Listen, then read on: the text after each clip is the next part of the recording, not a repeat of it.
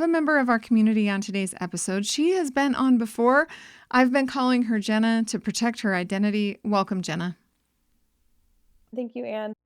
Jenna and I have been interacting on social media for quite a long time. On social media, we take the concepts that I teach here on the podcast and make visual representations of these concepts, usually through infographics, but every once in a while I hop on and do a video. One of the infographics I posted was an epiphany for Jenna. It helped her see that her husband had been lying about small things, which distracted her from realizing he was also lying about big things.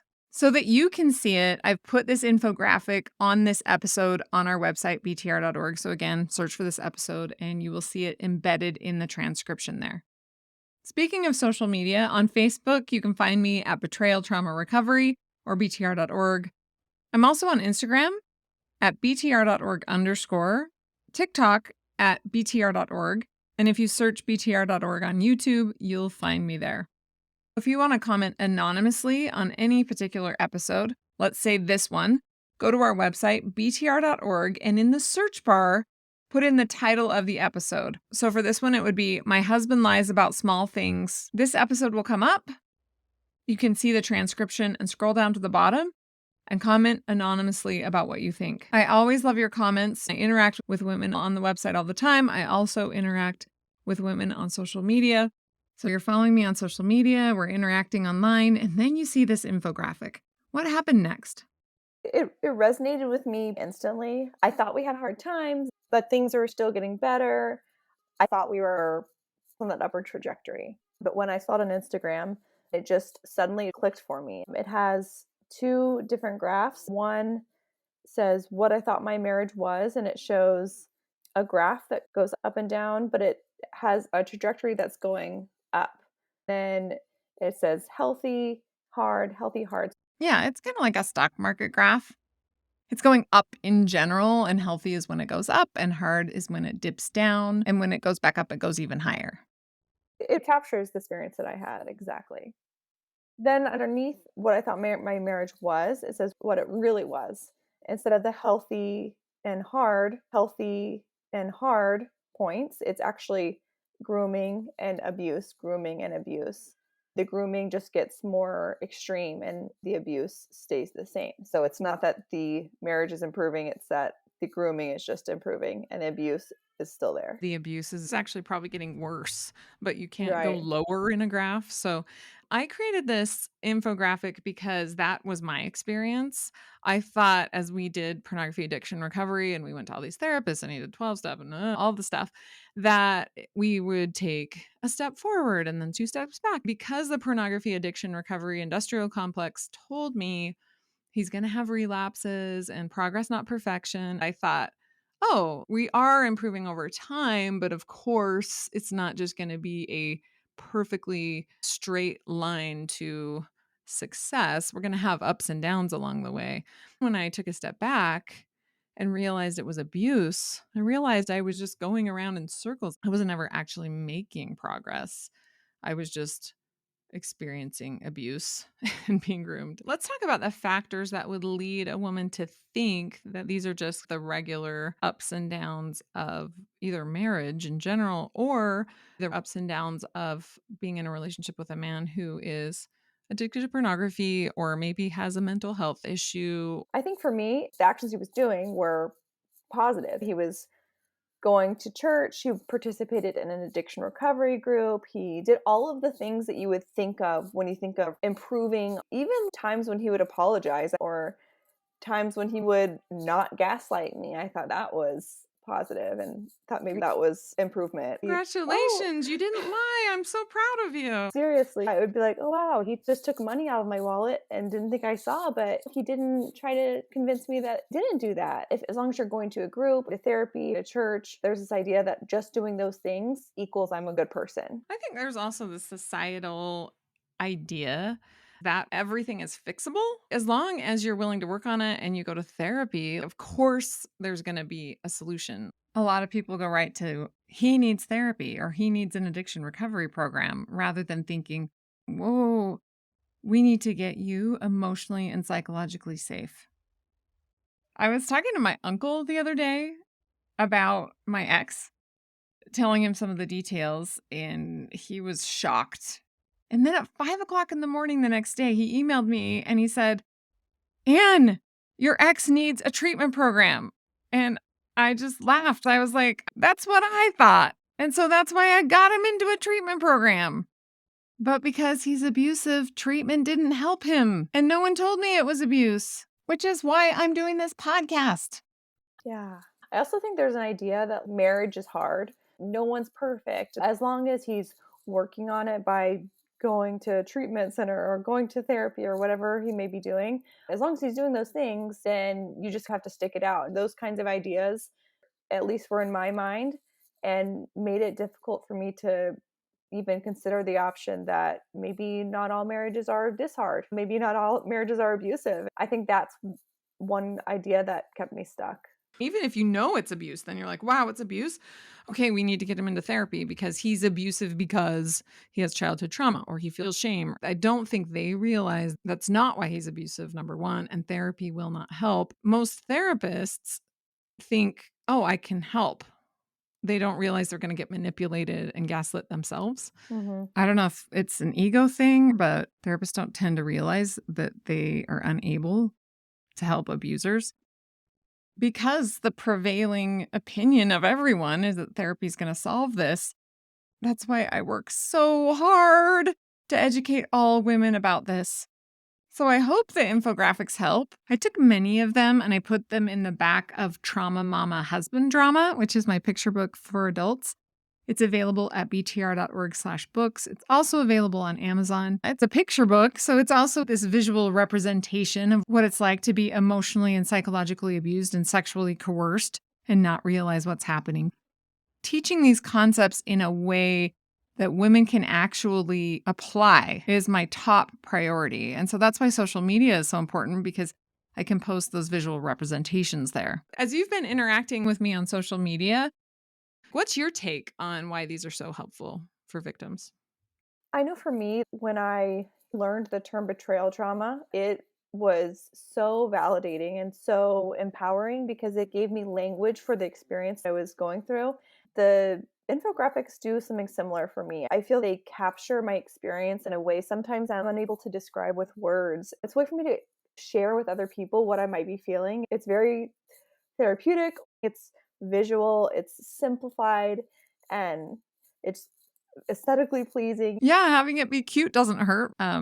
So the process is like I have an idea in my head, I podcast about it, then I draw like a pathetic stick figure. And then my amazing friend, who's an illustrator and graphic designer, she brings these to life. She's incredible. And then she and I go back and forth through so many different iterations to make sure the concept is really clear. And then I always revisit them. Maybe 6 months or a year or 2 years later, I look at it again and I'm like, oh, we need to alter this a little bit. I'm always getting feedback on them and making updates. So when you say an infographic that I created, that I posted, helped you realize that your husband lying about the small things indicated a much bigger thing, that warms my heart. It was so easy for me to overlook the experiences I've gone through that were emotionally abusive and think, well, he doesn't punch me, he doesn't hurt me physically, it's not that bad.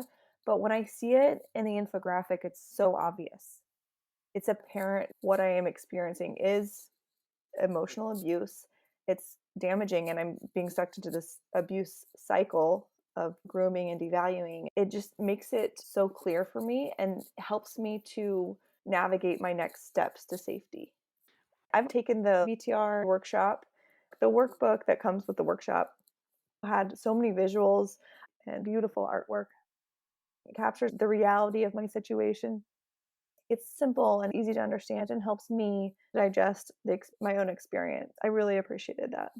I'm so glad to hear that. That's awesome. I've taken so many trainings or workshops, and I was so confused most of the time. I always felt like, am I doing it wrong? Is it me? And then I realized, no, it's just not detailed. It's not clear. It doesn't give me a way to process it. It doesn't give me a way to interact with it. And so just like everything else at BTR, I test everything for years and years. With the Betrayal Trauma Recovery Workshop, I first used the strategies myself to deliver my kids and I from the abuse. I wanted to make sure it wasn't a fluke, so I duplicated that success with other women. And then we created a workshop out of it. We ran that workshop live for a few years to get feedback, to know like where were women getting stuck, what parts weren't clear. And then created all the videos for the format that it's in now online. And those videos are incredible because it has visual representations for all of these concepts to help women really get it. And then I continue to tweak it and tweak it and tweak it. I have a master's degree in curriculum and instruction, so I'm obsessed with making sure that the content that we produce is clear and helpful, and that the services we provide are exactly what women need. Yeah, the workshop for me was invaluable. I felt like I learned so much about specific actions I could take in specific situations. It was super helpful. I am so glad to hear that. I hear that from women every day, how much it helped them. So, as Jenna and I were interacting on social media, she told me something that made me think that my French fry analogy would help her realize what was really happening. This analogy helps illustrate that when a husband lies about small things, it's really evidence that something way bigger is going on. So, here's the analogy. He comes up to you and says, "You know what? I have been eating at McDonald's too much and it's not healthy for me. It's bothering me. I don't really like it. So I'm just letting you know that I'm not going to ever eat at McDonald's again, ever." You, as the supportive wife, would be like, "Sounds great, honey. This is not that important of a thing." You're like, "Okay, you do you. Good for you." He doesn't say anything else about it. 3 weeks later, you have to use his car for something. You get in his car, you're fumbling around with the quarter, and it falls down in a crack. And as you're trying to get the quarter, you find a French fry. That French fry is unmistakable.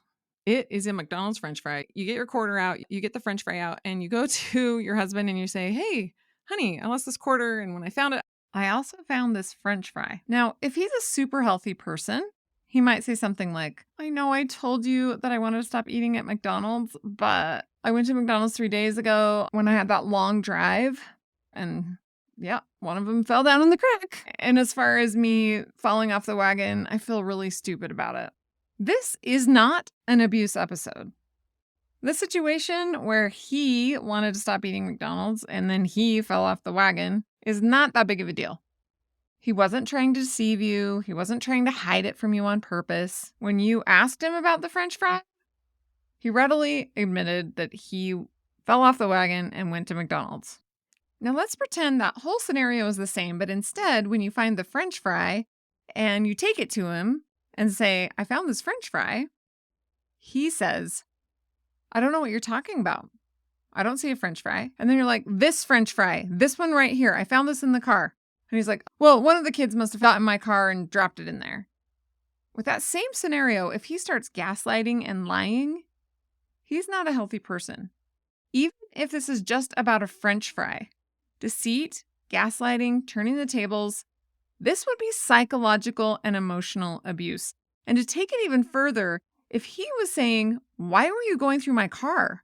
Why are you trying to check up on me?" Maybe even, "I never told you I wasn't going to eat at McDonald's. Of course I'm going to eat at McDonald's. Why would you even think that I wouldn't eat at McDonald's?" So there's the French fry analogy. How has this analogy helped you?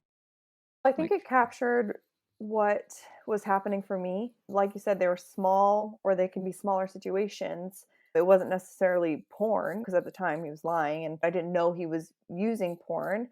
But there were other situations where I would overhear him telling a story I had never heard before. And later I might approach him and say, "Oh, I never knew you've been to London." And he would say, "I never said I've gone to London." He would make up stories to people about hobbies or abilities he actually did not have. And to me, he would deny he had made up those stories. So I would just let them go. Now I realize how big they really were, but I can look back and see the pattern of different French fries I was finding. my ex did that too. There was this period of time where, like at dinner parties or social events, I would look out of the corner of my eye and he was like doing these Tai Chi moves and he would talk to people about how much he loved Tai Chi. like he was some kind of Tai Chi master. So after a while, I was very curious. So I said, "How do you know so much about Tai Chi?" And he kind of avoided answering me. And so then I got real specific and I said, "Did you take Tai Chi in college?" And he said, "No." "Did you take it in high school?" "No." "Did you take it at a gym?" "No." "Have you read a book about Tai Chi?" "No." "Have you ever taken a Tai Chi class anywhere in any way, shape, or form?" "No." "Have you done Tai Chi in a park? You know how there's like those old people in a park? Have you done Tai Chi in a park?" "No." "Maybe on vacation?" "No." I, I was dumbfounded. He's a liar, so I don't know why he didn't just lie, but in this moment, for some reason, he wanted me to know. I still don't know why he wanted me to know because he had no problem lying when he wanted to. And finally he said, and maybe this was a lie too. He said, "I read an article about it once." Like, one article is what he said. And he could even be lying about that. Maybe he never even read one article about it. It was crazy. So instead of just saying, "I read an article about Tai Chi and I'm interested in maybe taking a class sometime."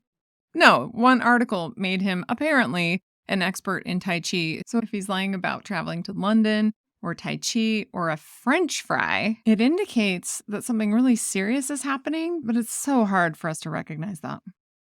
For me, I feel like I didn't have proof. Everything inside me was saying, something here is wrong. This is not normal to lie about going on a trip to London. My brain would say, he's not using porn because he said he wasn't using it. I can think of way worse things he could be doing.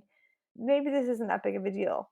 And I think it was easy to rationalize it, to say, this is not normal. This isn't ideal. This isn't necessarily a good thing. But because he's told me he loved me. He later admitted it to me. It's still progress. Back to that upward trajectory graph in the infographic. Yeah, totally. After I was separated, I was talking to my dentist and I said, "I didn't realize it was abuse. I mean, he had stopped screaming and yelling in my face, and I saw that as progress." And my dentist was like, "What? What are you talking about?" I know my dentist really well. I went to high school with him, and he just looked at me and he was like, "A good person would never do that. Like, ever." My dentist couldn't really wrap his head around the fact that victims are manipulated to think it's just a lie about this one thing. He realized you couldn't scream and yell in your face, so then he started lying to you. That's not progress. But now taking a step back, it's really a gut punch to realize that he wasn't changing and things were not improving. That upward trajectory was not happening. He was just changing up his abuse tactics. When I look back on my experience, these little breadcrumbs I thought were big improvements. The little things he would do, I would see as progress. I imagine myself standing outside of my house in a hurricane, lightning, rain, and crazy wind. My hair's flying everywhere and debris flying all around me. I imagine the storm like around me being the abuse I was experiencing. Then I imagine putting my hands over my head just a little bit as progress. That's a small improvement from not having any protection, but it's something. The only thing that really created safety for me was walking to my house, stepping inside, and closing the door. I could look out the window and see the crazy storm that was going on outside, but it wasn't hurting me anymore. And I think that's the only time I could really see the abuse for what it was, because in a moment I felt at least my hands are over my head. I've got a little bit of protection. I didn't really understand how much danger I really was in until I was in a safe place and I could look back and see how dangerous it actually was. Oh, I like that analogy. I wonder if part of it is the adrenaline of the chaos. Like you might not realize how cold you are until you get inside. And then you're like, "Oh, I was really cold and miserable." But in the moment, you're just trying to make it down the mountain or survive, which is why people call abuse victims survivors because every day they're surviving. They're in this sort of mental and emotional and psychological life and death situation. And every day they're surviving. That's why they're called survivors, even if they're still in the abuse, because they're surviving one day at a time. But we need to ask ourselves, wait a minute, do I just want to be in survival mode every single day? Do I really want to be in that type of chaos all the time? Or do I want to actually be able to be safe and rest in my warm house with a cup of hot chocolate? And so, to help ourselves make our way to safety, that French fry analogy comes in handy. Because if something happens, we can think to ourselves, okay, if this were just about a French fry, would it still be severe and intense emotional and psychological abuse? If someone is willing to completely deny, lie, gaslight, blame shift about a French fry, which is not that big of a deal, that's a really big warning sign that they are emotionally and psychologically dangerous. I want all the listeners to consider things that you may have thought, "Oh, that's not that big of a deal." When he denied you had a conversation about changing the oil or picking up milk from the store. It's not only emotionally and psychologically abusive in and of itself, it's only the part of the iceberg you can see, and there is way, way more beneath the surface that you can't see. Circling back to social media, for you, why has following BTR on social media, interacting with me, and engaging with other women been useful to you? I love to listen to the podcast and love getting bite-sized pieces of information every day. I can get on and digest one little topic, a quote or a thought. It's something for me to think about that day. It's a way for me to learn more about abuse. It's been so helpful to me. That reminds me of one of my good friends in real life. We were friends long before I started podcasting. She's been in several abusive relationships, but for me, talking to her was always really awkward because for her, it felt safer to pull away from the pain and not really consider that it could be abuse. So as we would talk, I would think, I have the perfect podcast about this. I should tell her about it, but I would hold back as much as I could. Our sons were on the same baseball team, so we'd sit together every week and just chat while our sons were playing baseball. And at one game, she was telling me about her ex, and I was thinking, oh, this is abuse. How can I help her understand this since she's not interested in listening to the podcast? She loves Instagram. So I said, hey, I'm on Instagram. Let's follow each other. And the next week at the baseball game, she was like, oh, I've been learning all this stuff. I realized that my ex is abusive. In my head, I'm thinking, I know, I've been trying to tell you that.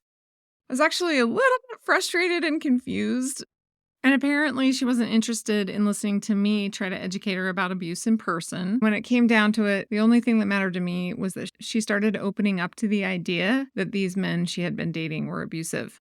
Then I saw the beauty of it because she's not into podcasts. For her, the little bite-sized pieces were what helped her realize what had been happening. Some women have a hard time leaning into the pain because that doesn't feel safe.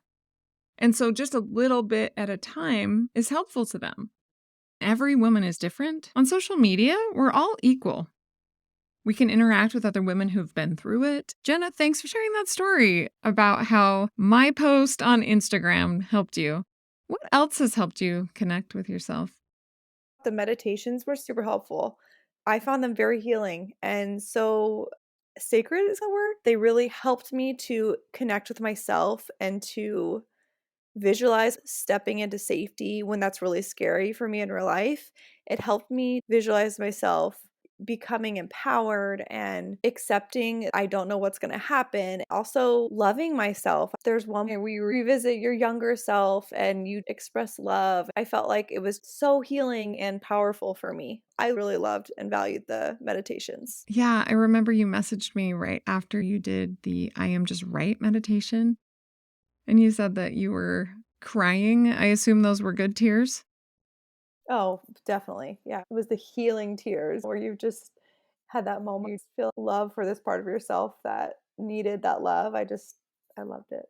I wanted to do those meditations so that women could process their emotions in a different way, which is similar with the infographics and with metaphors. Different types of content or services speak to women in different ways. I'm really proud of BTR. Through BTR, we've created so many different avenues for women to get educated about abuse.